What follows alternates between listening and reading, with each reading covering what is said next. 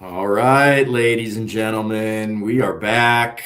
Please understand podcast. This is a Minnesota sports pod. We are casuals. This will be entertaining. You will not learn anything. Set those ground rules up here right out of the gate. Two-man skeleton crew tonight, just myself and Jake. We were trying to develop, I don't know if it's even a bit, but we're going to have Phil do traffic and weather just because he's usually trying to like race home and commute home to be able to make the pod. He says he's sick, but I think he's just trying to not get labeled as kind of the, field reporter. Scare him away. Yeah. So he might be gone forever. We don't really know. It sounds like he is sick. Yeah, he's got a few kids, and it's I guess flu season. I mean, can't blame him. I mean, he made it this far, which is doing pretty good, all things considered, I suppose. So right on, we got some Vikes again to talk about. Some good things going on with the Vikes as we close out the season. Obviously, some T-Wolves stuff as well. Do the Twins have a pulse? We've got some news. We've been kind of trying to get a little bit of their shit in here as we can, even though it's just like, whatever. It's such a pointless organization. Pinching pennies, but and a big wild trade. We know puck around here, so we're going to get all the puck here. In-depth analysis. But yeah, trickle on into the live stream, ladies and gentlemen. Throw any questions you want in the chat. We will drop everything we're doing and answer them, no matter how weird or dumb or excellent they might, in fact, be. So let's make this as interactive as possible. Minnesota sports, all right? A couple weeks ago felt like rock bottom. Floating back to the top. JJ McCarthy showing up on prime time. The game did not get flexed. And put on a nice little clinic against those boys in their pretty shitty defense. 15 of 24, 250, 2 TDs, of course a pick, but batted at the line.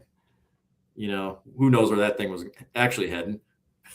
Probably still live to have Dallas get that. Still possible interception. Yeah. We're not going to rule anything out, but that was tough to start. We were texting right away on that one. I'm like, I laughed out loud at that one. Like right out the gate. Oh my God. We got a pick already. It's like, dude, can this just ever get off to a good start? But then it really was. It's pretty impressive after that.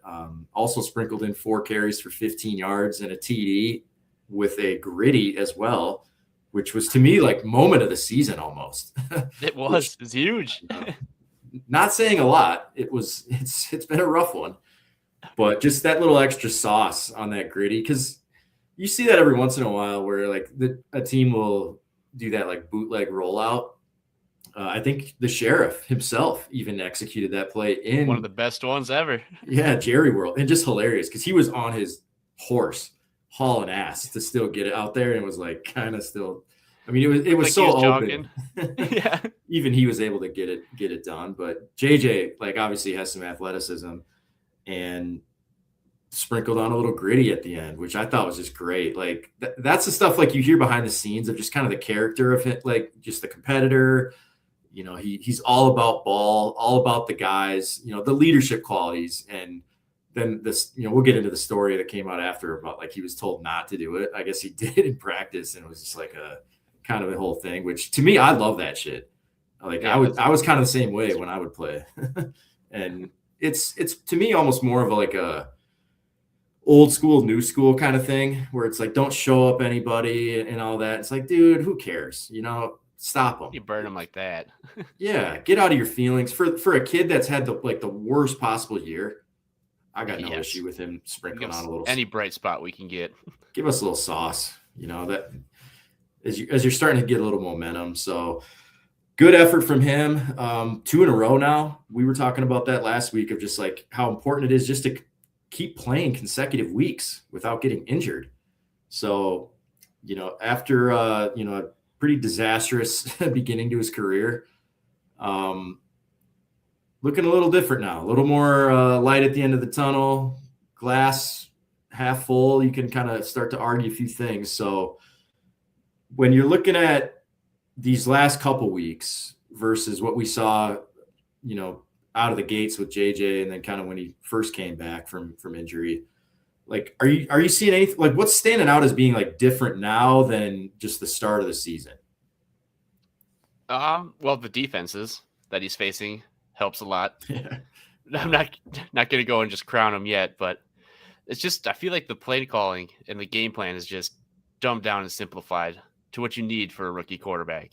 And we're also running the ball more, which is also helping. Because a lot of those deep balls are some play action passes that were set up because we're starting to run the ball more than 10 times a game. And I think that's been just all the little things that normal random, like not random, but like rookie offenses and stuff like that, just the bare minimums is just what we've been needing. And that's what we're finally getting to and doing. And I feel like that's just helping a lot. Yeah. I mean, the defenses are bad, like Washington and Dallas, but we're looking for any sign of life at all. Anything, yes. It was that bad in his first, 4 or 5 starts.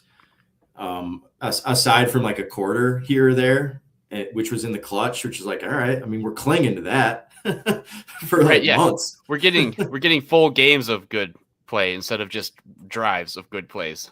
Yeah. So even if it is bad defenses, but we're taking it, anything we can get, because he just needs to learn, man. He needs to show and do something. And build confidence. And I don't care how bad the defenses you're going up against. Like, I got to see you just be able to complete a pass against no defense. Right. Yeah. Can we just see it in practice? And he made some great throws. That one to Naylor, like those are the things where you're just like, man, okay, he has it in him. And it's just about consistency and, like you said, play calling, put him in a better situation. Playing with a lead, I think, helps. We kind of thought this would be a shootout. That was one of the things we talked about last week, was like, all right, you jumped out on an opponent, beat the crap out of them right away. You could kind of nurse the lead, run the ball, pretty secure dub for most of that game. I mean, this one was more back and forth shootout style, and he was able to hold up with Dak like pretty much the whole way. And yeah, I'm sure it's a good amount of that is due to the Dallas defense. Like that play to Addison is kind of the main example of like, all right, they just let him run downfield. And we were texting too on that one. We're like, better ball might have got that in the end zone. Probably a touchdown, yeah. But hey, you know what? They completed the pass, right? Yes, so the bar is low. And we're just trying to keep building and building off of this. And it's another bad defense this week. But it's outdoors, winter weather. Let's see how that impacts anything. But just keep stringing them together. And, we just mentioned, the little, like, don't do the gritty. He did it anyway. Like the KOC dynamic with McCarthy, like, has just kind of seemed weird all year. And almost continues to be, but for better or worse, it's like, it does feel like they're kind of like figuring out like, okay, what does KOC where does he need to meet in the middle to make this work from a play calling and just schematic standpoint? And then same with JJ, of like, get out of your head, like mechanically. It seems like that was maybe an issue where they were like trying to like mold this guy's mechanics like on the fly mid-season. And then, the talk track a couple weeks ago, it finally came out. We're like, hey, just go play. It's like, well, where was that? Like, why did we start with that? August. Yeah. So it's been mishandled. Flying a rocket to Mars instead of just riding a bike with training wheels. Yeah. Why are you building a rocket to go get your mail? Just get on your fucking bike. Yeah. So I don't really understand what has gone on behind the scenes, but from our standpoint, the season was lost, midway through the season. I think you could pretty fairly say that, based on some of the expectations coming in. We were just hoping be a game manager and the defense, everything else should be good enough to keep us in the hunt, which technically we were based on certain broadcast graphics. What was it? Amazon? They fucked us on Thursday. They took us out of the hunt. And I screenshotted it. Don't you think I didn't catch that one? But we're still officially we are now out of said hunt. But it was the first game that we needed to have happen for us. Obviously went the wrong way, and the Browns did not Yeah. win. Well, I mean, it was always going to happen. Was it going to happen? No. You know what? A quick death, quick and easy death is fine. So got that 1% out of the way real quick.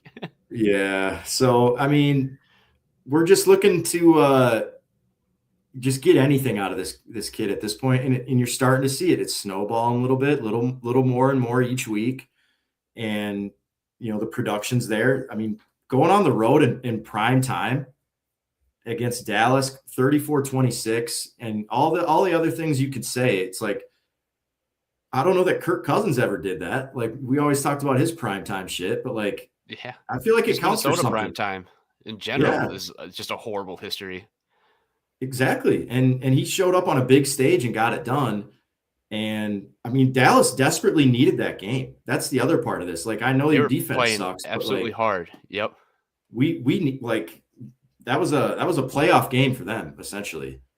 And sure, you could maybe say you're eliminated from playoffs. It's like, just, pressure free, go in there with, nothing to lose. But I mean, hey, we we haven't seen much out of the quarterback position all year. So it wasn't like it was just some like guaranteed, situation that was going to work out for us. I was thinking it was not going to go too well, especially after that interception, like right away. So little by little, I'm trying to kind of mold this finish of the season, and some of it, like you said, it is schedule related with some easier defenses. Going Washington to basically, we're going running through the NFC East. So Yep. It's Washington, going to Dallas, going to Giants, and then Lions on Christmas. So that's all those teams are like pretty light defenses. And then we've got Swine at home. So at least it's at home. So to me, it's like, I always look back to like some of when you feel like the game's, I mean, meaningless is too strong, because like these guys are playing for jobs and all this and that. But, it feels like we'll have a chance to return the majority of this team. So it's like, use this as like a starting point to build momentum into next season. And I always think back to that Lions season a few years ago where they finished the season. Did they win 8 in a row or something like that? Maybe 6 in a row, and won in Lambeau on Sunday night, the final game of the regular season, Aaron's last game. And they had been eliminated. The Lions were eliminated from playoffs, and they went out there and they fucking won anyway. So it's like, just Swine out of the playoffs, wasn't it? I don't know if they knocked him out. It was Aaron Rodgers' last home game, and they sent him packing. Okay. So I can't. Maybe they did. I'm not sure exactly on that. That would be sweet if they did, but but like, this shit can kind of carry over, I feel like, into the next season. So keep valuing these games, and these are good reps for him, right? Like, maybe that helps him a little bit, is not having the pressure of like, hey, this is a playoff team. You're the only thing holding us back. Well, now it's just like, hey, dude, this is kind of turned into like a training situation, like on the job training, and with maybe as least as minimal amount of like, the stakes as there can be. And it seems, I mean, that's at least something. Start building off of that, and then we'll see what things look like to start next year. But do you feel like he's starting to show signs of like, hey, this could be like a franchise guy, or do you want to see him actually do it against like Green Bay that has a defense? Yes, yeah, I would like to wait until then. But this is nice. I'm going to take these 2 games. I'm going to cherish them. It's baby steps. This is exactly what we wanted, though. We didn't need him coming out here throwing 400 yards and 4 touchdowns every single game. We just wanted to see him complete some passes and just hang in there and actually play a complete game with good drives. So we're seeing that. If that's probably going to happen again next week, if we win, sweet. That's fine by me. I know everybody's real upset about this draft pick that we're just keep dropping spots for, but I feel like getting JJ comfortable and more experience, and just overall just experience with his teammates and receivers, because it feels like the only person that he has any connection with is Jason Naylor right now. So we need JJ out there trying to get some balls. I don't know, man. It's just if we somehow win out, which would be the most Vikings thing in history, Also play spoiler to maybe some Lions and Packers along the way. I think it'd just be hilarious, but I'm here for it, man. I don't care about no draft pick. So let's just keep JJ going because as of right now, he is our future, whether you like it or not. So yeah. At least he definitely is for next year for sure. If he has another really bad season, then it's like, all right, let's evaluate. I would still be very aggressive in the backup quarterback market. I don't know if that's trading for Mac Jones. I don't know if I want to be like giving away any draft capital to bring in a backup, but just get a solid vet. That's all we really need. I don't think we need to get crazy or expensive or weird with it. Just go get Joe Flacco or see what Phillip Rivers is doing. I'm sure he's going to be free next year. Yeah. He just extended all of his kids' health insurance another 5 years. Courtesy of the NFL. Good Let's man. Get another year on that. Yeah, tack it on. But JJ, like regardless of his play, he's already been injured a bunch of times too. So like even if he is doing well, we can't be going back to Brosmer as a backup. So you got to keep the ship afloat in those spot starts if you're a backup. Flacco, yeah, he can do it.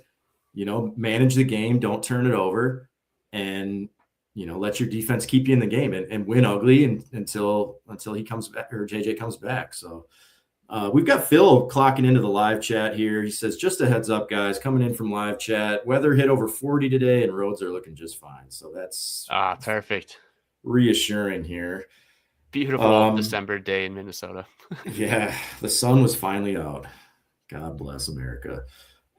Yeah, I think you mentioned just real quick. I think the last important thing to touch on, we got to see him get Jefferson involved. Yeah, that's the next next step. Yep. I look at these guys trying. Jay's dropped a couple. Yeah, it would help if you could catch the ball, please. Catch the ball. But also, there is a couple where it's just like, oh, that could have been a little closer to Jets for him to catch that one. Yeah, it was killing Collinsworth. He's like, oh, isn't it just kind of their season? Guys just dropped another one. Yes, their season. Yeah. But yeah, they're just off a little bit, and I think, just reps together, I think we'll eventually get that. But he had a touchdown in the back of the end zone, called back, went to him again, and it was like it's like Jefferson isn't used to the heat that he's putting on some of these throws, and they're like just got some piss missiles that he's just launching. The ball's like getting on him like just a little quicker than he's used to, or something like that. So, but again, it's like Kirk didn't throw that heat. Kirk ain't got that kind of heat. But you would think like you guys haven't ironed that out in practice yet, like the timing, velocity, and all that stuff. First time you're seeing balls from him. It did look like, again, just to kind of put a bow on the JJ stuff. We had Tom on the call against Detroit, and he's talking about like the 1 ball, the 2 ball, the 3 ball, right? Like the different like varieties of throws, and which is one criticism of JJ is like he's just kind of just slinging the heat all the time. He had some real nice touch throws in this game. So that's another thing where you're like, hey, here we are. Like we're starting to see a little more of this, a little more in his bag. And it looked like he handled the pocket much better as well. And which helps with a healthier line. Finally, I think that helped a lot too these last couple weeks. Yeah, it's still not there to saw though. Well, I'm like, dude, we'll see you next year. I don't know what that guy's. I'm just saying, but he's a big piece to have out there. That's in a very important line spot. Yeah, for sure. He's like the best player on our line, but I guess School was finally like he's been thrown in enough that he's finally like being able to at least hold up at left tackle good enough. So just little by little, we're starting to see it. We kind of go over this with all our young players that we pick, whether it's Dillingham or like whoever, even Ant over the years, where you're just like, all right, like level 1, show me this. Okay, I've seen that. Okay, but what's the next phase? What's the next one? And little by little, you just start checking off these boxes of development. And I don't know what the first like 5 or 6 starts from JJ. It's like, what did he check? Like he can get it done late in the game. And that was like it. But now we're adding to it. So to me, I'm taking a lot of positives from this. And at least like we had a just disaster of a situation going on here. It was And it looks like the fire's being put out a little bit. So go do it again against the Giants. We'll see what motivations they have. I think they're in the number 1 pick right now. So it's like, what are they really They might be trying to lose? do? Yeah. Jackson Dart, he's probably in protocol. It'd be safe to assume. Yeah. But then it's like, is that actually worse? Do you want to face Jameis Winston? So maybe you go duke it out with Jameis in a 47-41 game or something like that, and see if you can. I would love to see that. Yes, All for that one. Yeah, for a situation that we're in where the games don't really like matter for anything, a Jameis game turns very exciting very quickly. Yes, that's must see TV all of a sudden. I would love to see that. So good on the Vikes, big win, starting to get some respect back in here, and you can start to just get some momentum going into next season. Have a good draft, and just keep building, man. We can bounce back. Like NFL, there's a lot of parity. Look at Carolina; they might win their division, right? Like you can have a bad year, bottom out, you can bounce right back the next year, and a lot of that's probably injury related too. But we got another comment in the chat. We'll hit this one before we move to some T-Wolves. Gear Up is saying, if you were the Vikings GM and if Joe Burrow was available, would you try for him, or you just want JJ long term? I don't think Burrow's available. Like, I know he's saying some emo shit in the press or like the media availability. Like, you don't trade a Joe Burrow, dude. Like, I just don't see that happening unless he pulls some NBA and demands out, which you don't really do that in the NFL. So I hope he love does, Burrow. though. Yeah, if he does, yes. Yeah. Sorry, JJ. It was nice, but and I think that what does that cost you? JJ, well, they'll have to throw JJ in it, and he'll just kind of be their project then going forward. And then we'll it's basically like a Jamar Chase, Justin Jefferson, like weird experiment to be like, all right, Jamar, what can you do with JJ statistically? I'm sure we'll have to give him multiple first-round picks. Probably a couple first. Yeah, maybe we throw in. I think Dallas Turner was tossed around out there too because they need defense. So like JJ, Dallas Turner, couple firsts, and like a 3rd and 4th pick swap because we always got to throw those in there. Yeah, right to swap, protect. Yeah, and if that is the offer, I wouldn't be mad if we took it. I mean, that's one of those like kind of classic Vikings where you're like, rookie quarterback. Can we draft our franchise guy? Fuck it, man. We've always been in the rental business this whole time anyway. Get a guy in here now. This is a little different though. This is Burrow in his prime. Yeah, I'm just looking at it. He's Brett Favre retiring 5 times. Yeah. Yeah, 29. So quarterback prime, you would think at 29 years old, he just turned 29, by the way, December 10th. Happy birthday, Joe Burrow. You probably got a good 8 years of him, I would think. Oh yeah. A lot of people on the internet are just like, oh, injury, and he's injured all the time. It's like, well, so is JJ. So let's not pretend like that's not already an issue here.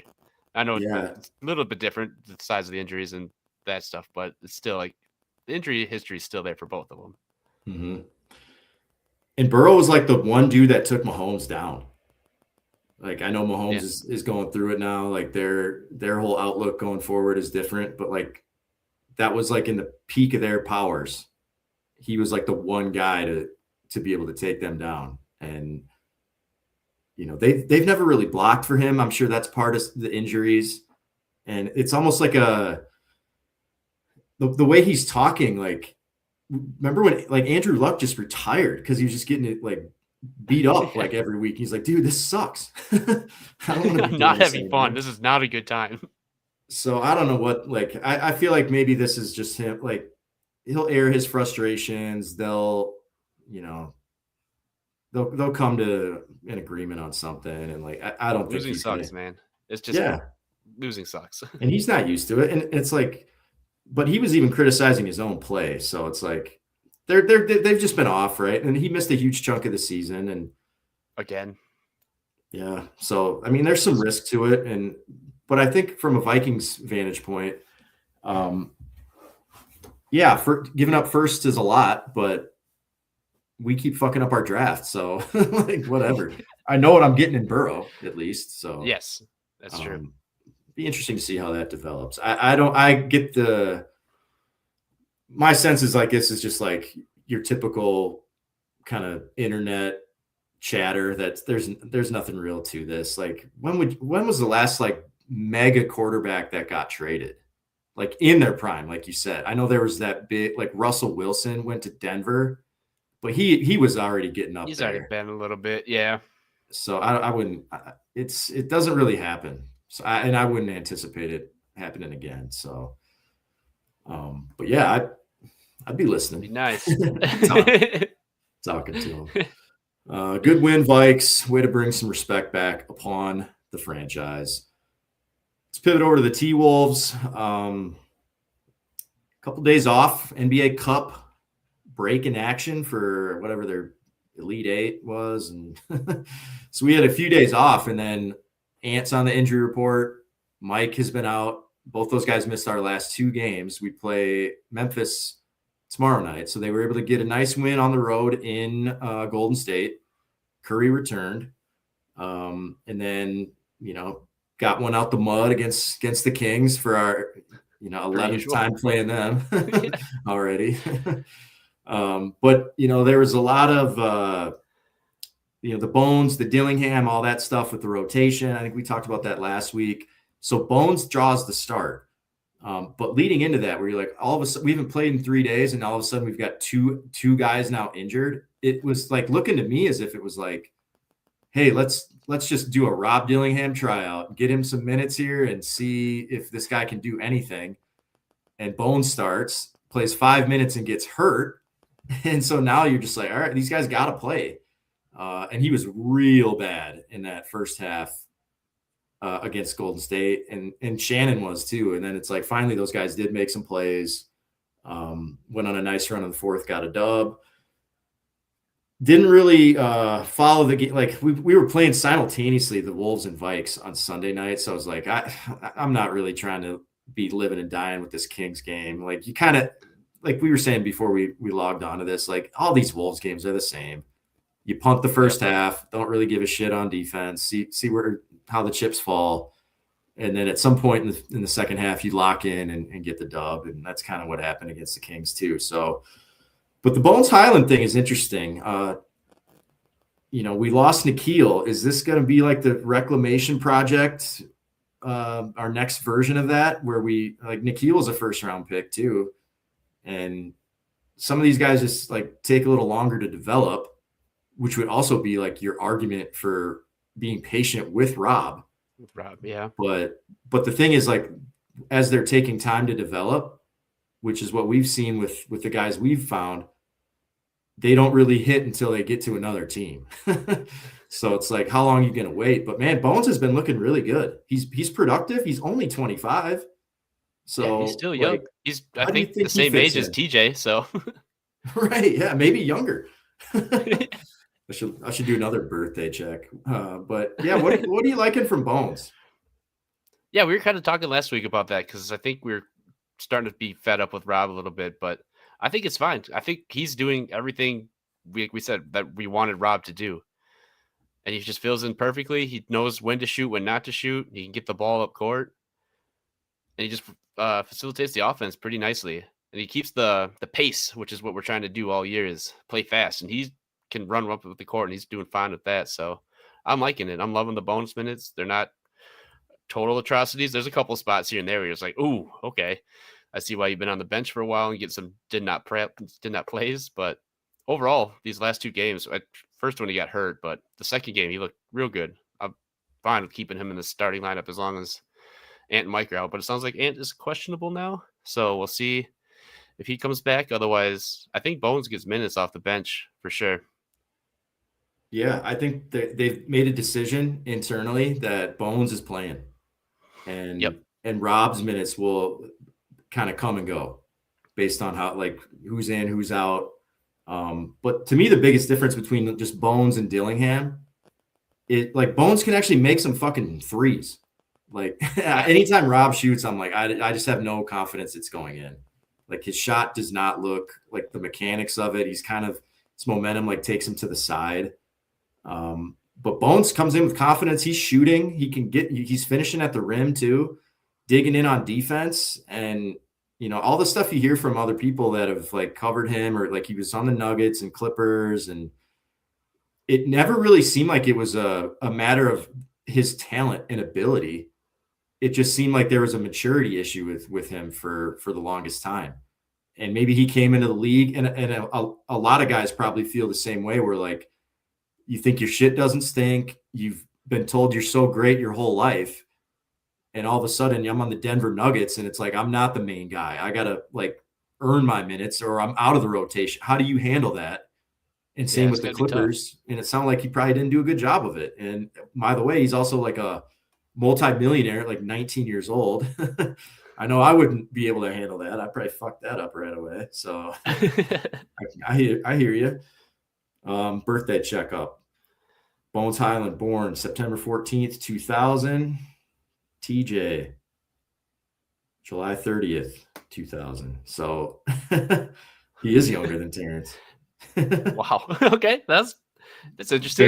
Barely. I mean, they're basically the same age, but yeah, I mean, he's been playing. That's what that COVID year will do in college. It gets you like an extra 3 years in college for Terrence. True. But yeah, I mean, I'm loving the Bones minutes. Sure, like it's not going to be perfect. He'll have some turnovers. I think he's definitely kind of more of a get buckets type of a point guard. But think about all the minutes we've been just wasting with like this bench has been getting waxed pretty much anytime they take the floor, and it's like all on Naz Reid to like be a flamethrower just to kind of like hold the line until like our regular guys get back in. So I think Bones gives you some relief for that. You're not just like completely digging a hole for yourself throughout those minutes. Spaces the floor. I'm like, it's still a kind of a work in process. Like, we know this team ball IQ always is in for an upgrade. I've seen some good, some bad out of him. So, but again, it's instead of being just all bad with some of these rookies that come in, like Rob, like we were talking about in that Golden State first half, it was just like nothing but negative plays on offense and defense. And you're like, God, dude, how can you justify playing this guy? And he did kind of get a little more going in the second half. So it's like, all right, like try to keep building on that. But it does seem like they've kind of, put him on the back burner. And now it's like he's probably involved in the trade discussions as a throw in, right? Like if you're going to make a splash, he's an easy, second year guy. You could talk yourself into him having some value on another team, a top 10 pick, as just being involved in a trade. I know the Kobe White stuff was hot and heavy last week. So Kobe White, does he do anything for you? I mean, or are you more big game hunting when it comes to this elusive point guard that we're trying to wrangle? I know. I don't know. I'm still not. We do need something. I'm not sure what the something is though. Because Kobe's an awesome player, love him, but he's going to be needing a contract next year, so I don't want to like dish out a lot if we're just going to be renting him for the rest of this season, because him adding him to this season doesn't make us a title contender. So if it's not for the long run, I don't want him. Mm-hmm. Unless he comes like, I don't know, that scares me that he's going to be a free agent, and with our cap space, it's going to be tough to keep him and then all their stuff. But Tim always has a plan. But I'm also not in the boat of let's go get a big player or anything like that too, because I don't want to really trade this core yet of like our young guys of mainly Ant, Jaden, and Nas. I think we got to keep those guys for sure, at least a little bit longer, because it's not like a quick in and out fix that I think makes us a title contender right now, because Oklahoma is just insane right now. And it's not going to just take one little quick fix to beat them and knock them out of the playoffs. So I don't know. It's something has to happen. I'm not really sure exactly what the piece is. I would try and go small first and then just see what kind of clicks with the team. And then maybe this offseason we kind of readjust, see what kind of seems is working and what's not working, see who's feeling old, Mike. But we'll see. I don't know. What are you thinking?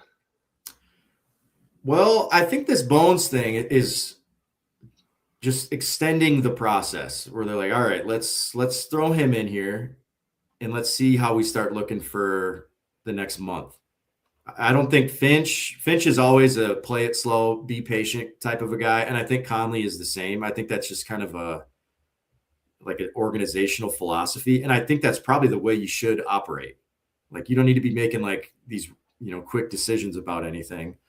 So I think we're gonna sit back and kind of watch how that unfolds. The other part too, like we're 17-9, and I know you and me are just like frustrated every time we watch this game because we're not seeing the kind of ball we know we can play. They are picking and choosing. They appear to be in coasting throughout some stretches of games. So that makes you feel like we need to do something, right? Like let's start playing our best. And it's almost like we're running a marathon, not a sprint. These guys, like after going through 2 deep runs these last couple of years, but at the same time, like the seeding does matter. Like we're starting to see a top 6 start to emerge. We just saw San Antonio basically just say like, hey, we're kind of serious already with that pivotal cup win. By the way, hopefully that's probably, the numbers are a little down in the live stream. It's a big hot cup action tonight. Big final. I get why everybody's tuning into that one, but the Lakers would be the team where I'm like, all right, whatever. I don't think I'm taking them too seriously. But like OKC, Denver, Houston, Spurs, and the Wolves, like that's a tough 5. That's a good 5. But I also kind of like, if it ended the way it is right now, this is exactly what I would want.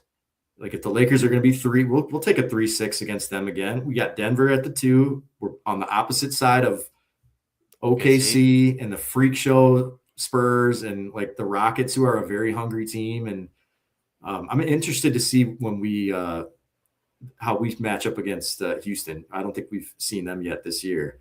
Nope. So those will be fun games. But there's also starting to be, even despite our lollygagging and giving away some games at 17-9, we are 3 games up on the 7. So I think that's always like, knowing how we handle our business sometimes and or don't against bad teams, like we did against the Suns. We've blown some games. It's like number 1 goal is like just stay out of that fucking play-in.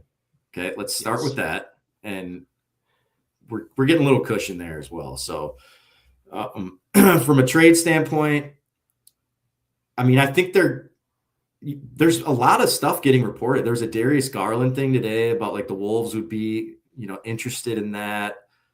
The Kobe White stuff last week, which was kind of like, people were putting the kibosh on that. It's a lot of rumors. I feel like the rumors don't turn into anything usually. Listen to Krasinski, man. Like anytime, like go back to when that Gobert trade happened. It's like him. It'll be, the tweets are always like him, like reporting in association with Shams. Like those 2 guys, like both like shout each other out. And Johnny K is like, that's to me is listen to what he has to say. And he was like, I haven't heard it. Like there's nothing going on with Kobe White. And I don't know if he's even going to like say shit about Garland. That looked like a pretty vague report anyway. But I think they're aware of it. They're aware of the need at point guard, right? Like they kicked around the minutes with Rob for these first 20 games and like, all right, we got to try something else. So the Bones experiment is now underway. At the end, let's say, I mean, the deadline, I don't know exactly when it is. It's usually around like February, like 10th or something. So I feel like this Bones thing, they're going to probably give that maybe a 20 game sample size, give or take, see how things are looking after that. And then they'll reassess. And you've got kind of like your three tiers kind of like point guard, I guess, possibilities where like Kobe White, he isn't on that bigger contract yet. So you don't necessarily have to give up everything to bring him in, even though, like you said, could he just walk? Like, I guess. And then there's like Nas is making 25 million and then Julius is up in like the 30s. So there's like a few different tiers. And if you are going to big game hunt, then the question becomes, well, who do you want to part ways with? Is it Julius or Nas? Who would you, if gun to your head, like which guy, if it was going to bring back a bigger name, who would you be willing to Julius, part easy. ways with? Julius? It's pretty easy for me. Yeah, I don't want to trade Nas. I think he's doing just fine. Bench minutes have been awesome. He's the only one that plays on the bench. He's probably a third. I would say third best offensive player.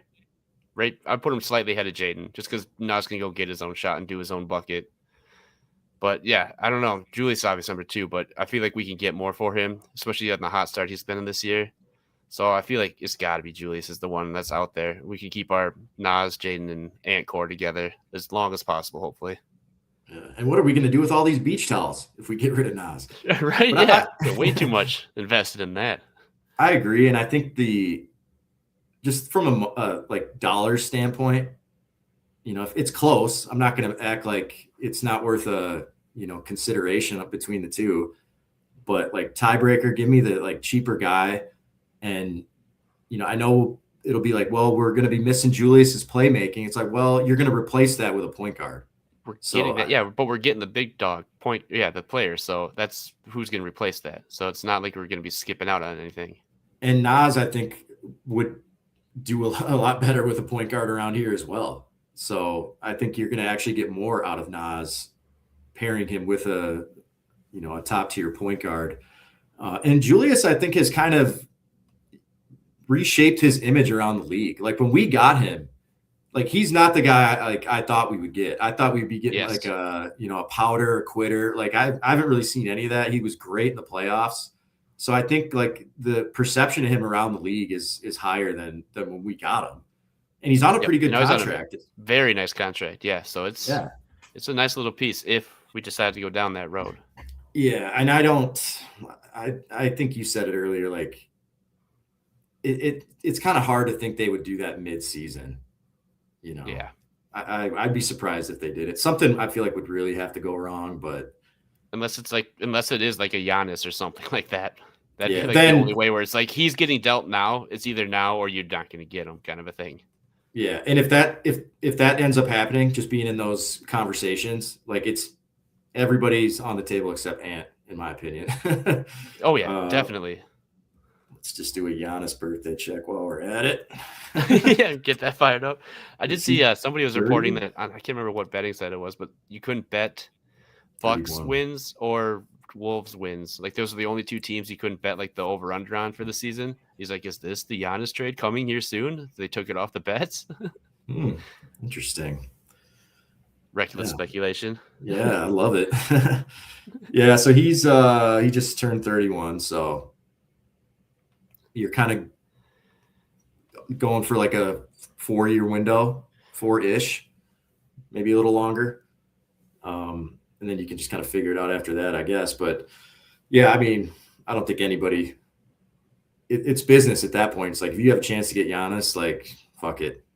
Let's hopefully you still have enough of a team around those 2 guys afterwards. But I don't know. I think the era of just like find a few stars and then like round it out with minimum guy. Like I feel like that's kind of over with, but maybe especially right now too, because I feel like maybe like last year when we had Nikhil would have been like the time because we had like 3 awesome bench players, and this year it's like we got Nas, so it's like what do we have for depth? Really, it's not much. At least at this moment, nobody's really showing up. So yeah, and the other part too is like Ant just advocating for Bones too. That stuck out to me as just like I'm gonna remember that just for the fact of like, is he starting to now use his status to influence personnel decisions? Not sure yet, but I thought that was interesting. Yeah, that was kind of interesting, which is fine by me. If that's your star player and you think you have a better option on the court to have out there, try it out. See what your leader of the team wants to do. What else are we going to do? Like, it's not going to like hurt us more. The Rob minutes have been horrible. So it's not like we're really giving up a big piece to try Bones out. Yeah, and it seems like he's right about this. So, I'm not worried about that. But I don't know that he really is going to get into all, like, that's more of like LeBron type shit, the passive aggressive. Oh yeah. He's like, nowhere near that level or anything. I don't have that, enough no. help, all that, that kind of shit. I don't think Ant wants to get involved. This is in just any a of that hey, shit. let's try this guy over here. At least something different instead of just running the Yeah. same train every day. And it sounds like he's been really balling in practice too. So it's like I like that he's getting a chance, and just having a guy named Bones on your team is just fucking cool. Pretty dope.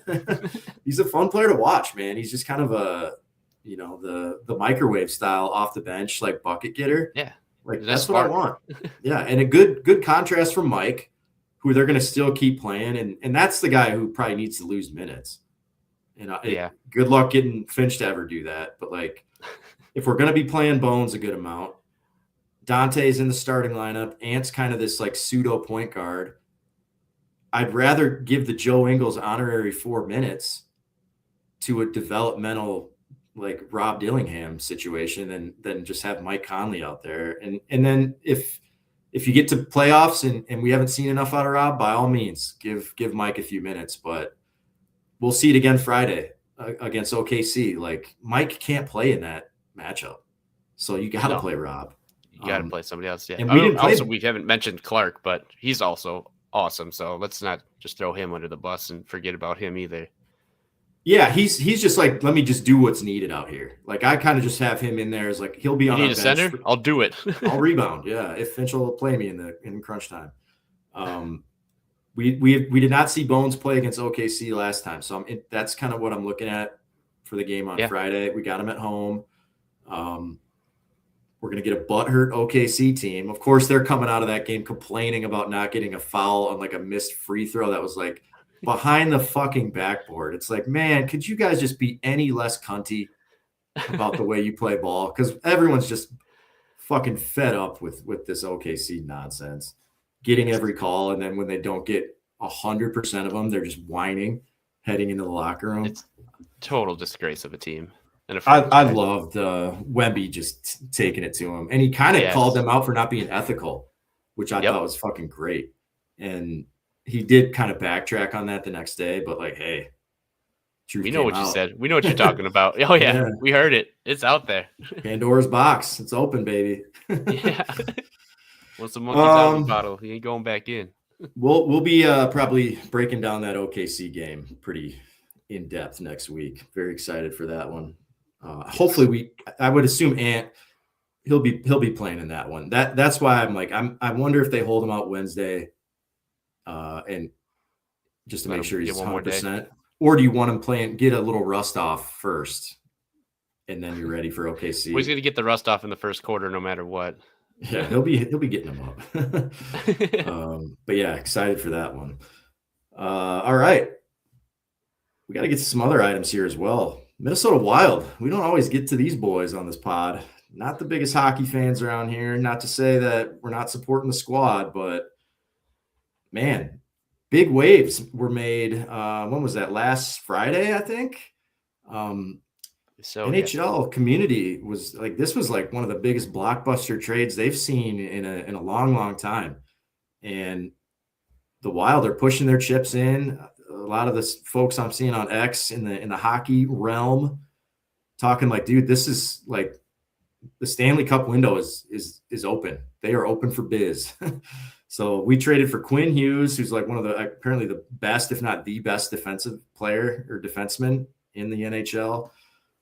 Gave up some homies: Marco Rossi, Liam Ogren, defenseman Zeev Buim, probably got that wrong, and gave up a first. So, I mean, got to give something to get something, I guess. But they followed up with a dub on Sunday. I got to pull up this tweet from Johnny K. We were shouting him out a minute ago. He did the hard work. So this was on Sunday.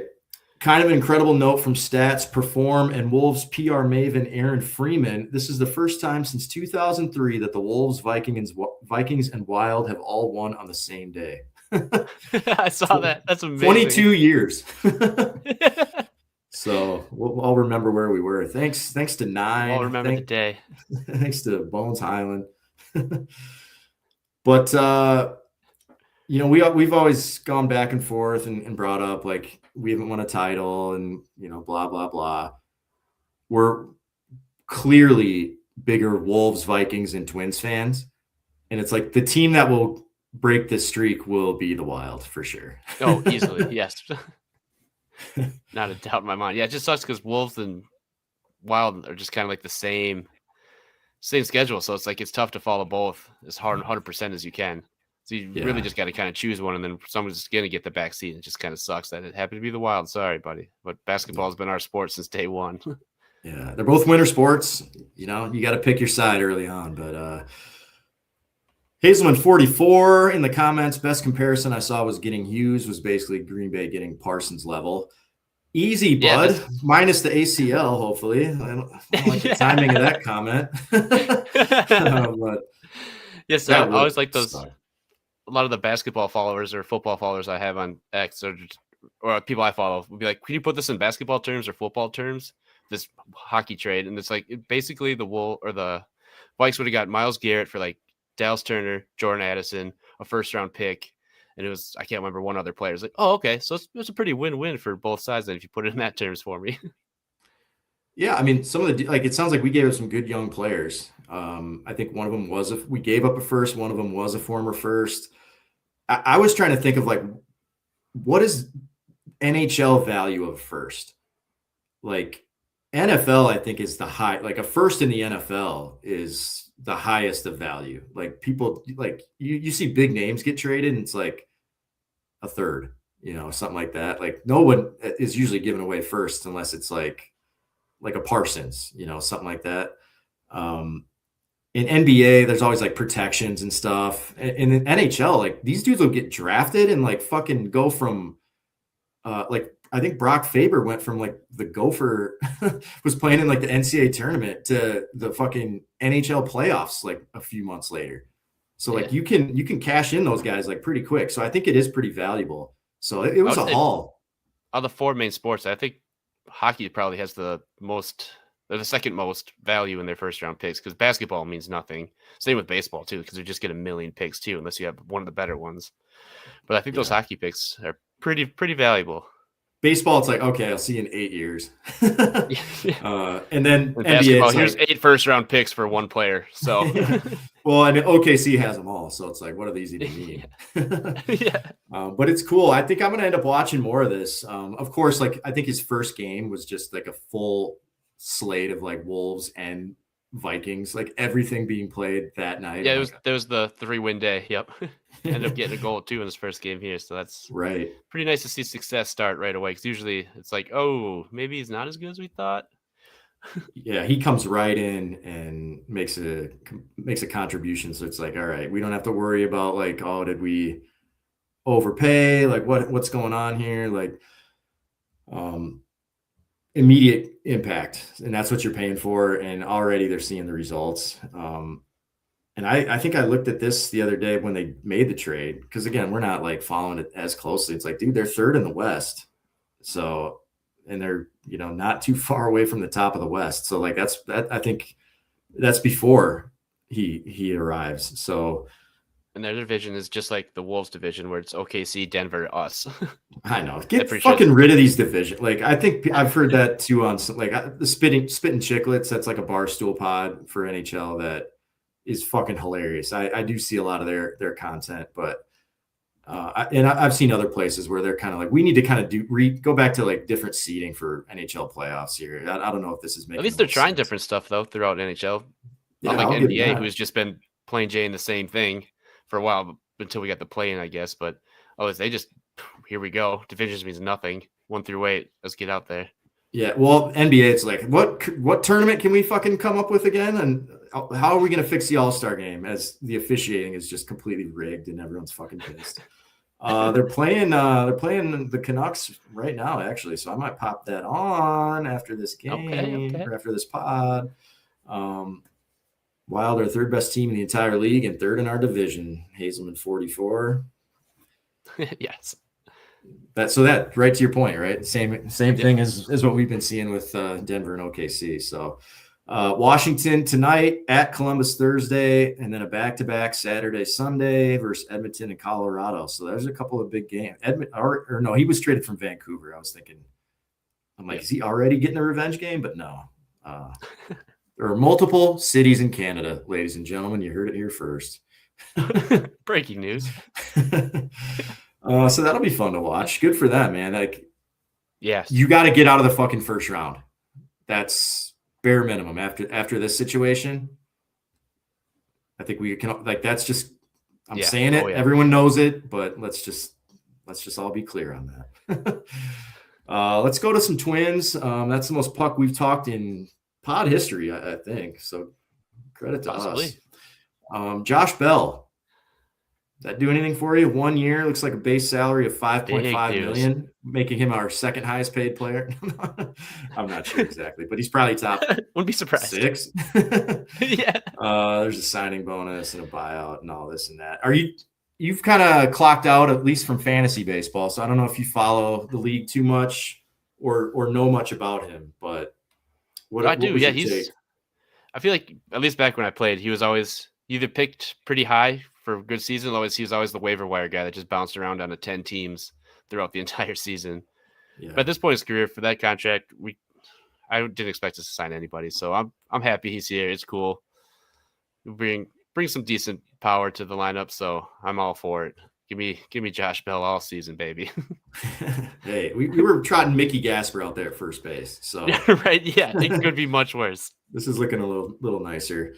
Yeah, I think he's like your quintessential like power hitting first baseman who can't really field. It's like, whatever. You can sub in a defensive replacement later in the game. Give me some dingers.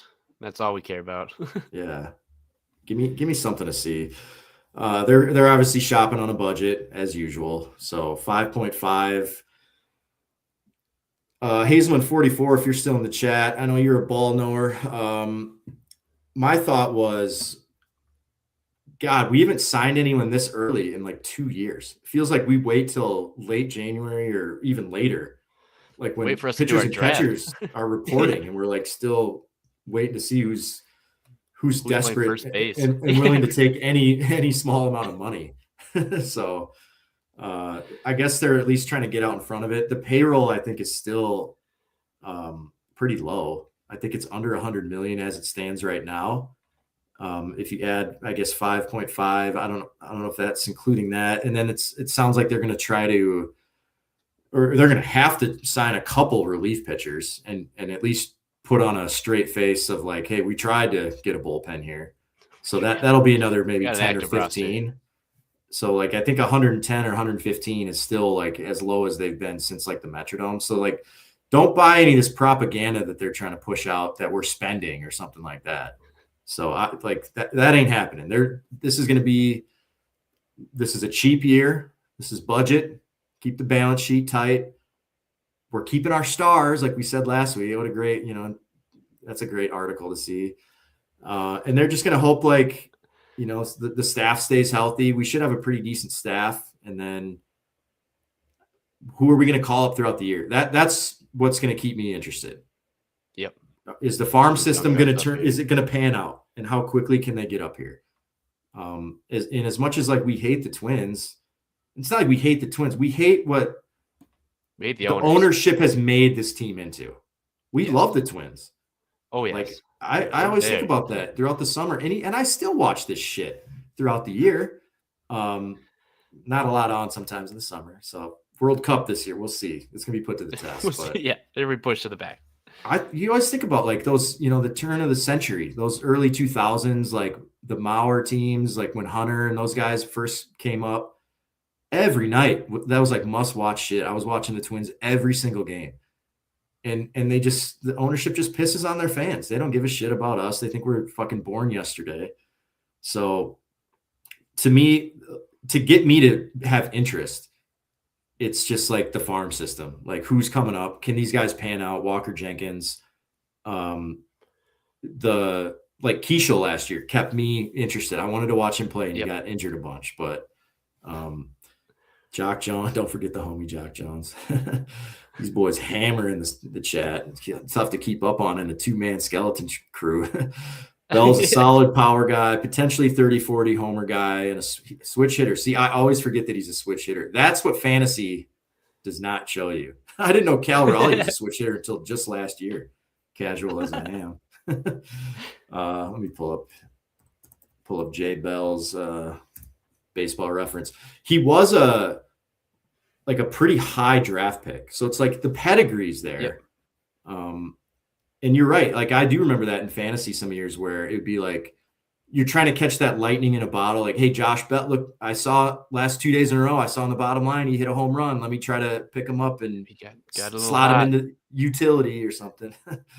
Yeah, don't forget about the homie Jack Jones. Of course not. God, what a fun team that was. Playing in a fucking basement cellar of a stadium. Inflatable toilet. It really was. So he's been around now a little bit, Josh Bell. He's age 32. Journeyman, nomad. So we're looking for just kind of the power, I think. I'm not going to get into all the nerdy nonsense here. 22. Well, it doesn't look great, boys.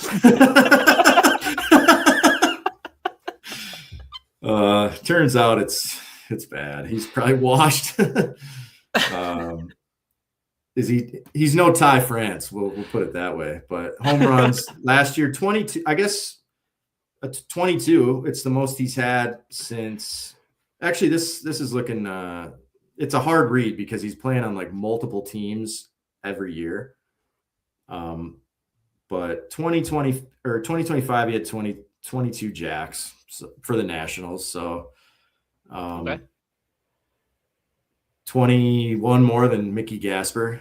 Yeah. So there you go.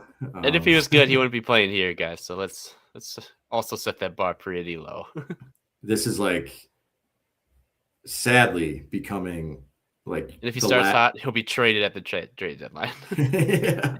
Or much sooner. Yes. That would be so like I would almost give them like a tip of the cap if they did another just like fuck you fire sale at the deadline and traded another like dozen players.